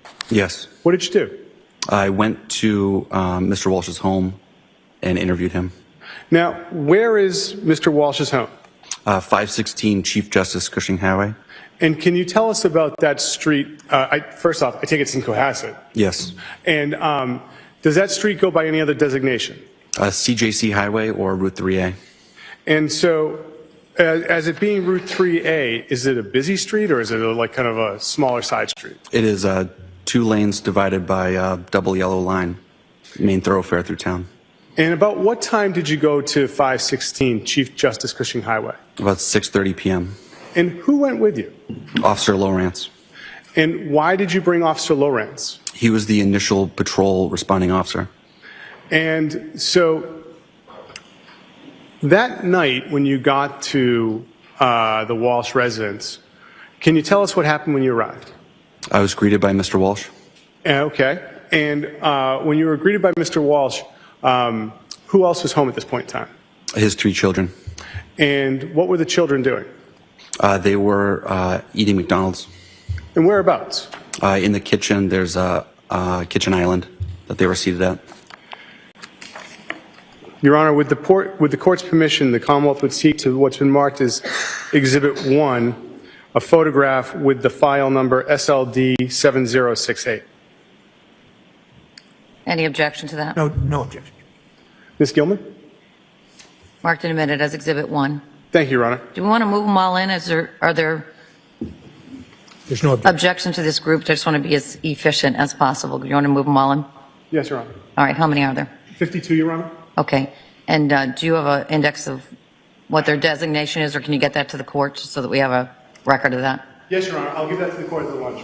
All right. So any objections? I know you've, and by the way, jurors, before a case starts, the parties work together collaboratively to see what evidence they can agree to and what they can't to limit the rulings. And they've agreed that these 52 photos are fair and accurate representations of what they report. And so the defense is agreeing that those 52 photos offered by the Commonwealth are now marked and admitted into evidence. They will be marked by the appropriate court staff as 1 to 52. Thank you, Your Honor. No evidence. Thank you. Now, sir, looking at Exhibit 1, can you tell us what we're looking at? Oh, well, you were going to have a tough time looking at the back.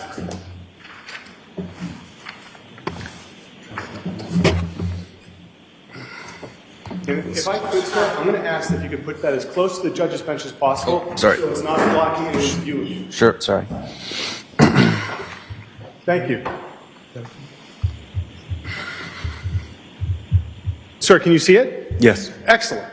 What are we looking at? This is the front of the residence at 516 CJC Highway. Thank you. Now, Ms. Gilman, if we could have Exhibit 2, file number SLD 7067. What is this we're looking at, sir? Still the front of the house, focusing on the right front corner. And at that right front corner, are there any other entrances or egresses to the house? Yes, there's a side door recessed on that little 3-step porch. When you went to the house that night, which door did you go to? That door. And perhaps now's a good time for me to ask you, can you tell me how this house is situated from the street at Chief Justice Cushing Highway? It's set back a long driveway. In front is another house and a used auto car dealership. It's in a wooded area. And that's what's around the house, is the wooded area? Correct. Ms. Gilman, could we have Exhibit 3, file number 7175? Sir, what part of the house was this? This is the kitchen. And when you got to the home that evening, where were the children? In those island bar seats.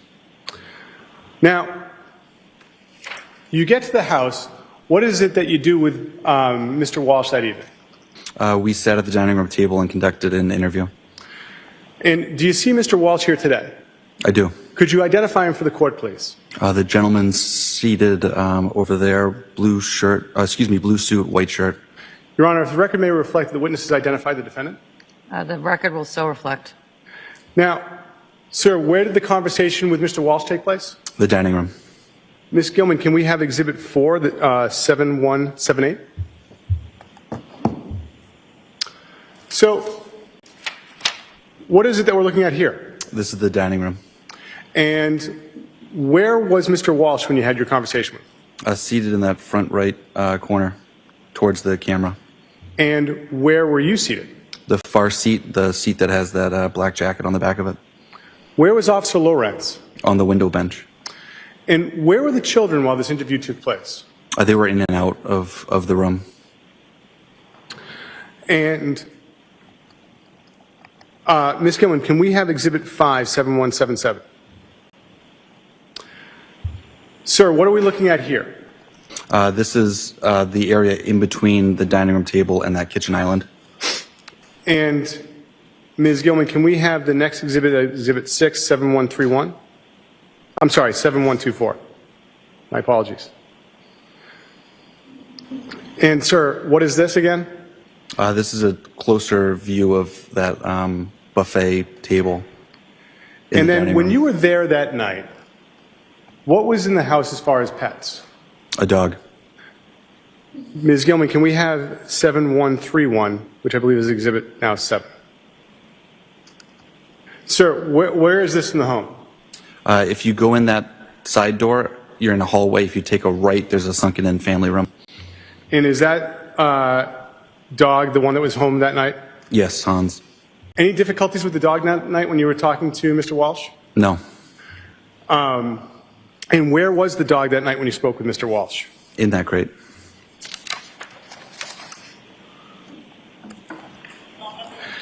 Your Honor, at this point in time, the Commonwealth would seek to play the interview of January 4th. I have not marked as an exhibit yet, but I have it on the individual drive. All right. Subject to the objections that have been preserved. Any other objections? No, Your Honor. All right. So this will be, are you offering it? I'm offering to have this marked as the exhibit, and All then right. Ms. Gilman will be able to play it. It'll be marked and admitted now into evidence as Exhibit 53. Thank you, Your Honor.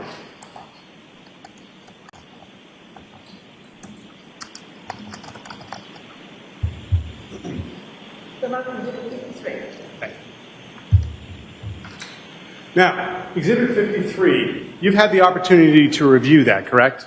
Yes, And does that fairly and accurately reflect the conversation you had with Mr. Walsh that night? it does. Thank you. At this point in time, Ms. Gilman, I'd ask if you could press play on Exhibit 53, the interview from January 4th.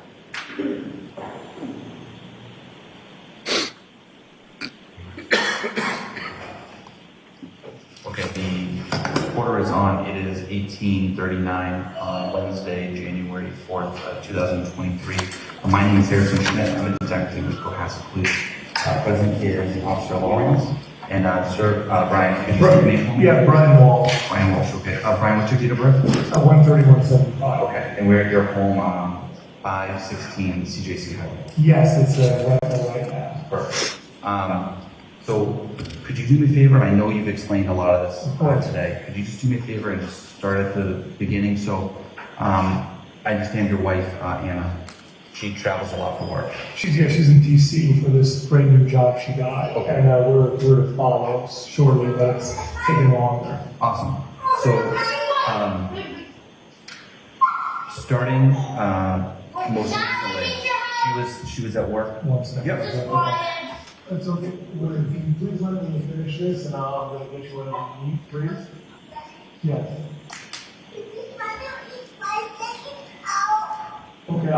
Okay, Do whatever, we're on your turf, so do whatever you need. Okay, Honest,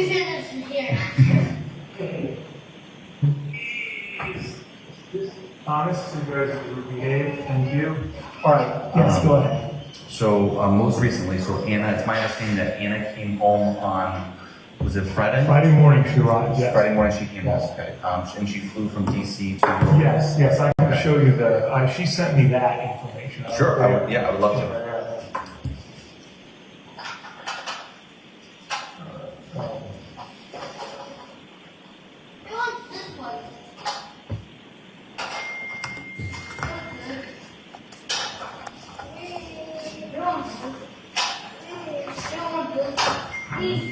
You can look up, you can look through all of them, but that was the last one she sent me.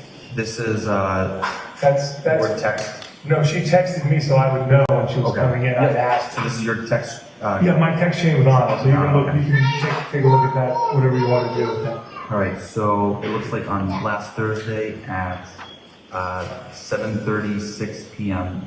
There's a screenshot of the JetBlue app, and it's a travel itinerary. It's a flight B6254, dated December 30th, from DCA, Terminal 2, the C28, to Boston, Terminal C, the C33. So it departs at 6:30 a.m. Arrives at Boston 7:57 a.m.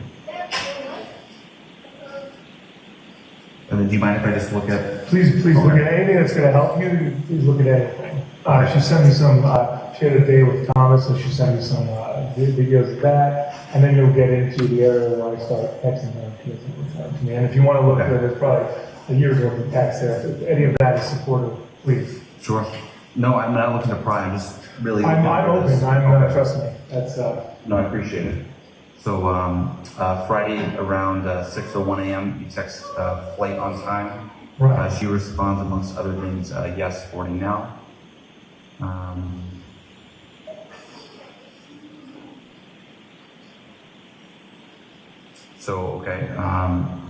Friday 7:59 a.m. landed.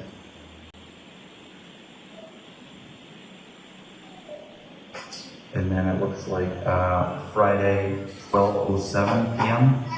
Photos of Anna and the oldest? Thomas. Yeah. 6 years old, my man.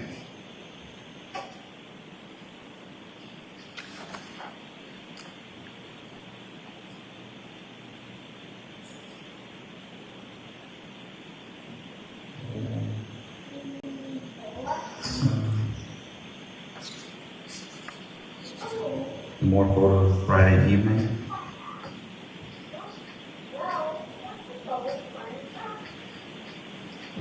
Did you take these photos? I took that photo. You took these and sent them to Anna? She usually would just send them to herself. Oh, okay. Yeah. Oh, so she'd take my phone and send them to herself. Okay. The ones that she liked. Very good. Okay, I know it's exciting for you guys. It's not dead, though.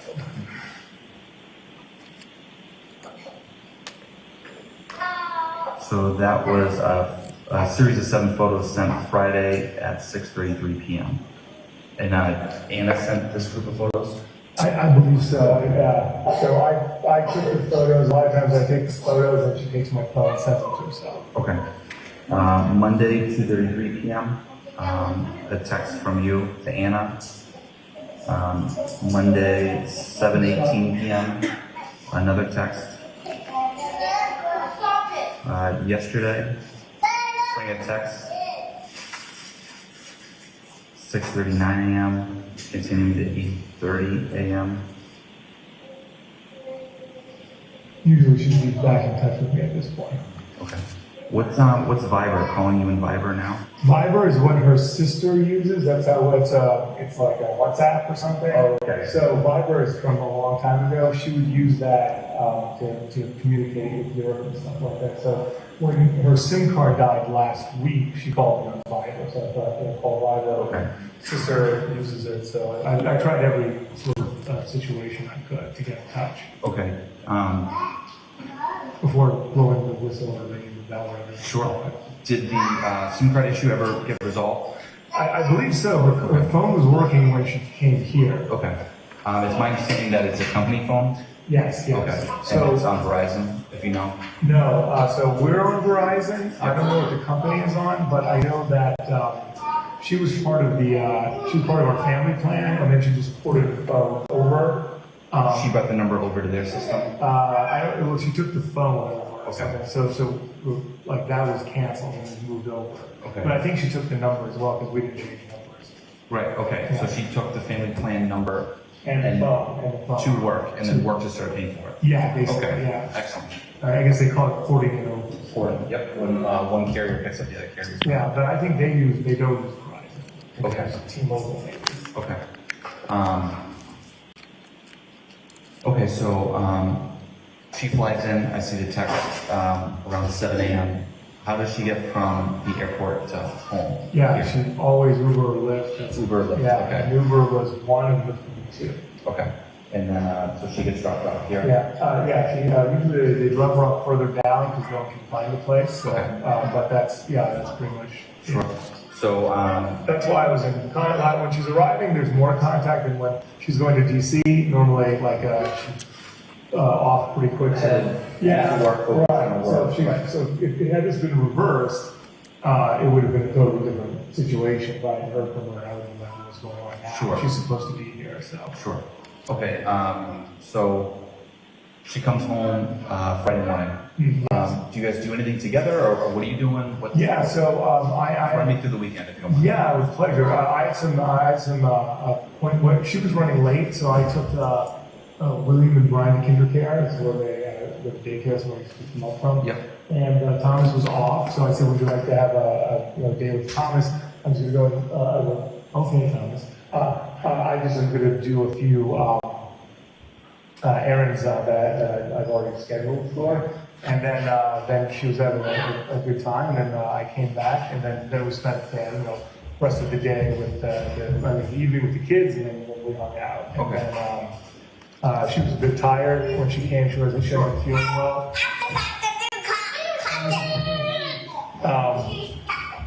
Okay, guys. Okay, and so Saturday was December 31st.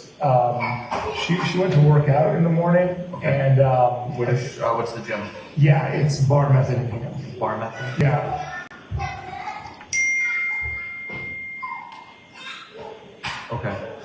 She went to Glossy Nails to have her nails done for the new year. Is that also in Hingham? I believe so, yes. Go back to Friday. Do you guys just hang in the house? Or did you Yeah. go No, we didn't go for lunch? No, we were just taking the house. So she was here, you ran some errands? Yeah. And then you just hung out in the house? Yeah, then with the kids, doing family time. Alright, so then she hits Bar Method in Hingham for the gym in the morning, Yes. Saturday? Yes. And then Glossy Nails? Yes, because that was the last time I used my phone to say, they're okay. Yep. And she said, yeah, I just decided to get my nails done. I was like, okay, great. Oh, thank you. Okay. And then she said, then she came over and she said, hey, I'm going to take the kids. I'll give you a break. I'm going to take the kids to a place in Canton, the Wonderland over there. It's an indoor place. Guys. Okay, so this is what, and then my son took my phone up to his room. Okay, sorry. Okay. Sorry, I'm joking. Oh, thank you. Okay. Thomas, can you make a movie? Can you organize movies for your brothers? Thank you so much. This guy's mesmerized by you. So what happened was I was like, that would be great. So I get ready because we're making dinner for her former boss, Jen. Okay. So she hadn't seen him face to face for a while. So I said, I got some time alone to prepare dinner and get everything together. And she took the Jim. Yeah. A lot of people call him Jim. He's been on the phone with me 5 times today as well. So he came over, and then we had dinner here. Yeah, we had dinner here. Yeah, we had dinner here. We celebrated the New Year, and then signed the bottle. She signed 23 being the best year ever. And then I'm working on it. I'm working on it. 1, 2, 1, 2, 1, 2. There you go. Okay. Okay. See, that's how it happens. At that time, I didn't have access to my phone. Okay. So, sorry, he does that a lot. I apologize. He's not supposed to. The kids had the phone, right? Yeah. Okay. So William, the excited one, took it up to his room. I didn't know it was there, but I knew it was going to turn up. We have a lot of worry that it's going to be thrown out into that. So, he had thrown out my wife's one apparently a while ago. That's the age of the kids, but they have a tendency to throw stuff away. So then she'd been on the phone a lot, or texting with work, and she mentioned with Jem that she was worried about work and things like that. Okay. And I was like, all right. She was scheduled to leave Tuesday morning early. And then she said that there was an emergency at work, one of the buildings, and that she had to leave early in the morning. Sunday morning. And I was like, okay, normally I would have been like, that's ridiculous, but she worked up until 7 p.m. on December 24th in another building in DC. Okay. So I thought, all right, this is, we're going to be together soon enough as a family. It's fine, we make this decision together. So, do you know what kind of issue arose? She didn't explain it to me. Some kind of. But there was one of the buildings had a bunch of leaks. Another building the FBI raided at one point. Another building there was a disgruntled tenant, and so she was dealing with all of that. She's the regional manager there. So I didn't know because. I didn't want, I was like, all right, well, whatever has to be done. Then she said, hey, I'm going to have time off for Martin Luther King Day. I can be here for 4, maybe 5 days. And I was like, well, that's great. That's great news. And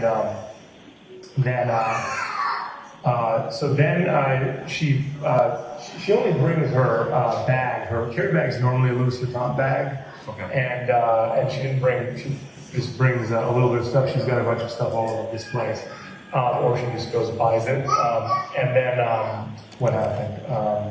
Then she woke me up around 6 and said she was going. She came down. I guess Thomas heard her and came down, and she said, I have to go. And he said, I love you very much. And she said, I love you very much. And then he said that she left and got in a taxi, but I don't think he saw it because it was further down. But if you want to talk to him, but he said it was a taxi, and I was like, can you describe the car? He's like, well, I really didn't see it, Dad. So I was like, okay. So he was coming down to get, I think, Maybe Anna said taxi. Maybe she's my driver, but I know that she was not driving. There's no way she was driving a vehicle. There's like zero possibility of that. Okay. When was she originally scheduled to fly back? Well, it was Tuesday at probably 8:30 or 8 or the early flight that she takes. What was I going to say? I never got the confirmation for that. Okay. But she usually just sends me her arrival because that's the most important for us once she's with the kids and everything and scheduling. Right. So. Okay. Does she particularly travel on JetBlue? Yeah, she got a JetBlue credit card. Okay. That gave her 80,000 points, and she doesn't like getting new credit cards, but she was like, well, we're doing this a lot. So she had gotten that. I had no access to that. She just got it, but she also started to use it more because she needed to spend a certain amount of money to get the points. So that changed our whole dynamic over the last month. Yep, that makes sense. So she's been flying JetBlue lately. Is it a particular airport that she's going to as well? Yeah, I mean it's JetBlue or American Airlines. American Airlines is second. Okay. This is Jim. You guys don't want to talk to him, do you? Gotcha. So JetBlue number 1, American Airlines number 2. That's all I know. I don't think she ever took anything else. And someone said maybe she took a connecting flight. She never took a connecting flight. Even once in the summer where they had the thunderstorms and she couldn't. She spent 8 hours at the airport. She didn't even consider, like, well, I just go get stuck somewhere. It's not DC or Boston, so that's no good. So I don't think that happened at all. I can't imagine that. And then it was always DCA and it was always Logan. It was never, she never went to National or anything like that.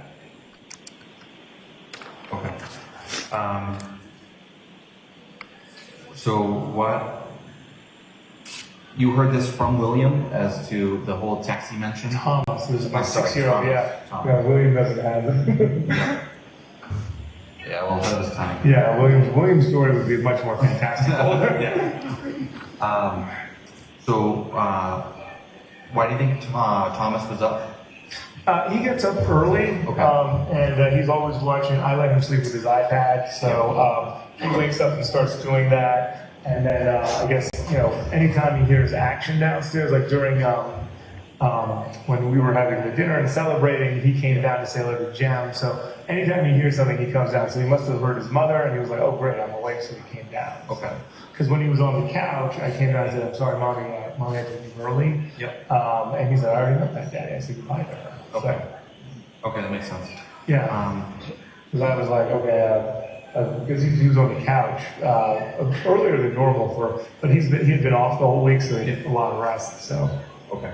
So going back to New Year's Eve. Yeah. So it's you, Anna, and the boys, and Jem. Yeah. Well, the boys we put them to bed. Jem didn't get here till 8. Okay. And Anna They're all in bed. Yeah, Anna took them to that indoor play. So totally. Is it Wonderland? I call it Wonderland. It's probably indoor play Canton. It's in Canton. It's an indoor play. I don't have the exact name. Anna was on top of that. Okay. So it's you, Jem, and Anna. Anna, and then doing the dinner. Yeah, and then Thomas came and hung out, and we heard what was going on, and then finally went to bed. Okay. So how did the night progress? How late did Jem stay over? Yeah, Jem stayed till almost 1 or so. Like after midnight at our age with kids, we're like, okay, good, we did it. I was like, it's past our bedtime. When you're younger, you're like, hey, what's next? I was in bed at 10:30. Yeah, right. There you go. So, and that's when during that time, Anna was dealing with her phone a lot, and she'd gotten a message from Adela, who I'd spoken to today, who was like, hey, you didn't see me before you left, and so he was upset. And then she was seeming, I don't know, she seemed like the last couple of weeks, she seemed like under pressure at her job. And she mentioned, even Jem spoke about it today, there were a lot of things she didn't like doing or she was not good at. So that seemed to be on her mind. She spoke to me a few days before saying she wanted to see a psychiatrist. And I was like, yeah, we're apart. It's been difficult for all of us. I've seen a therapist, like I told you today, the last 35 years. So anything that would support you is fine. And then, I always make fun of her as my super sturdy woman. So, it seems like she was invincible. And so that was going on, and then she said that she had to go after Jem left. She said she had. All right, the audio a little muffled there, but hopefully you could still kind of hear the minutia of what was going on in the trial as we took another look at the Walsh trial. Again, Walsh on trial for the accusation of killing and dismembering his wife in 2023. Opening statements starting today. You hear them listening to some recordings today as well, going through various photos of the home from the time following the incident or the discovery of Anna Walsh's body. So Brian Walsh on trial. We got an extended look at him from that side profile, his reactions once just before we came back on air, sort of closing his eyes and leaning back. Other than that, relatively stoic from our observation of Brian Walsh during the trial for the killing of his wife, Anna Walsh, in 2023 once again. Okay, a trial that we'll certainly keep an eye on as we progress through the coming weeks on Live Impact News. Let's check in on two other live events that we've got going on right now. On the bottom of your screen, Pope Leo visiting Lebanon today, his first trip to the Middle East as Pope.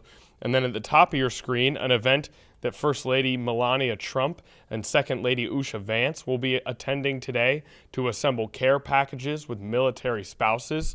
The assemblage has already begun, if you will. We have not yet heard from the First Lady. There is a podium in the background of this video, so it's likely that we will get a statement from First Lady Melania Trump. But as far as the actual care packages, it looks like everyone's in place to begin making those. But we have yet to see or hear from the First Lady during that event. So That's we've got multiple things going on live right now that are kind of either haven't started or are in the midst of ceremony, as you saw with the trial, still in the midst of that trial. So we're kind of keeping an eye on everything right now, but there's nothing that we're going to head out to immediately. So instead, we're going to go to an interview that was recorded right here at the station by our executive producer, Samantha Spinacci, regarding holiday shopping and holiday shipping. So obviously, Christmas is now sort of in our foresight. It's December 1st. We are in Christmas month. Thanksgiving officially in the rear view, which means Christmas is next up on the calendar. I guess supposedly Christmas Eve really is what's next up on the calendar, but the holidays continue, and with the holidays comes more shopping, more eating, more family, more friends, and more shipping of gifts and purchases around the country. So let's listen in on this interview right now in regards to holiday shipping.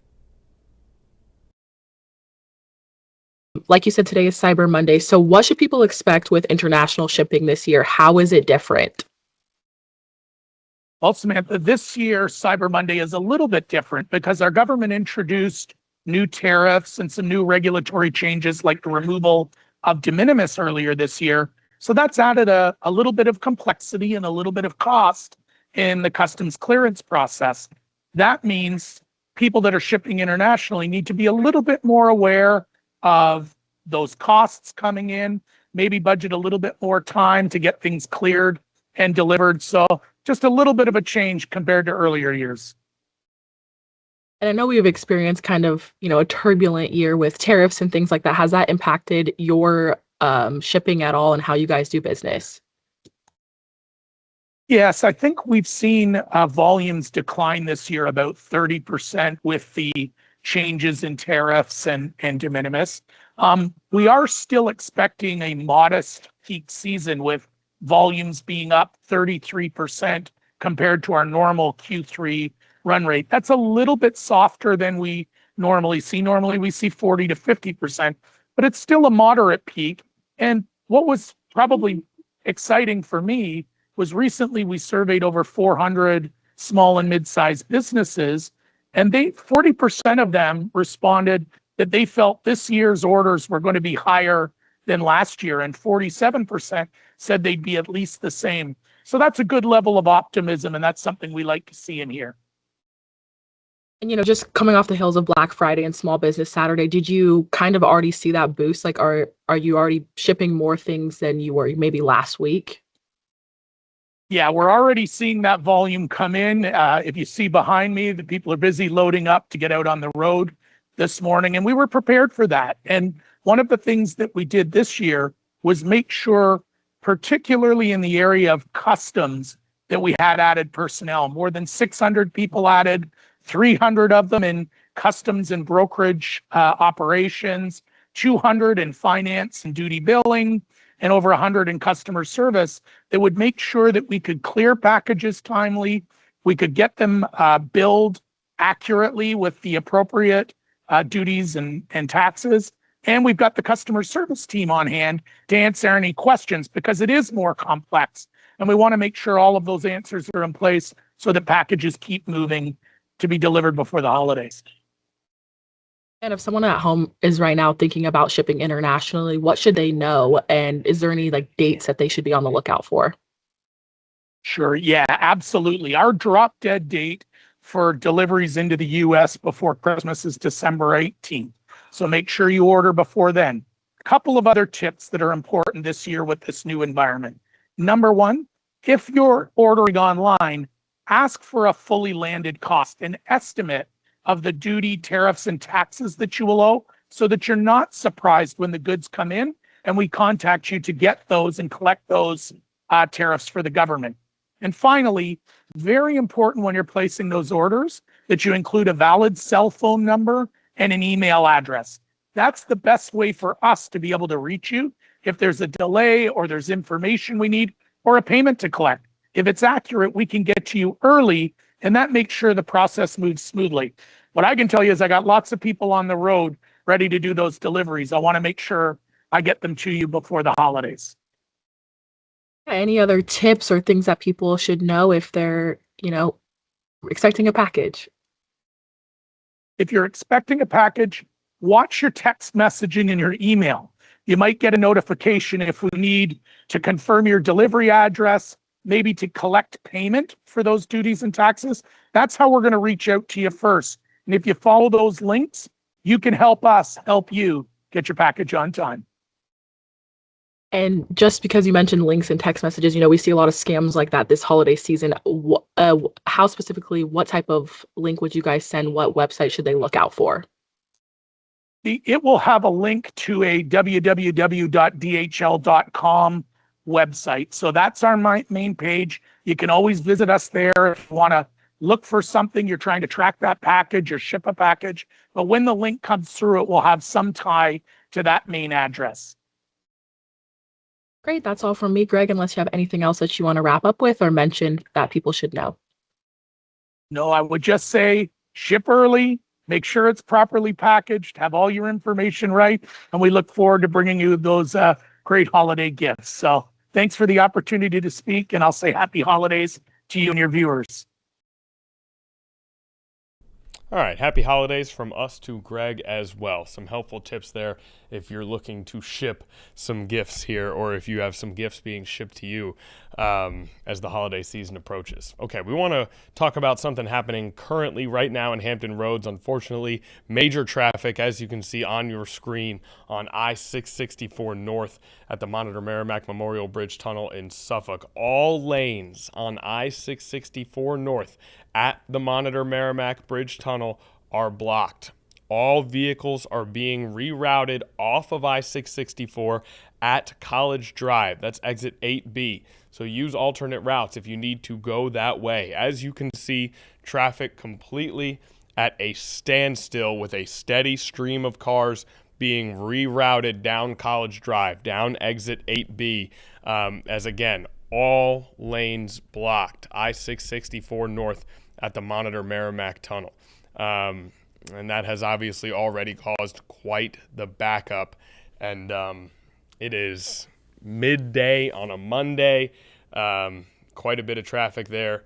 And hopefully someone gets this message in time to reroute and to not have to deal with that. For the time being, all lanes closed.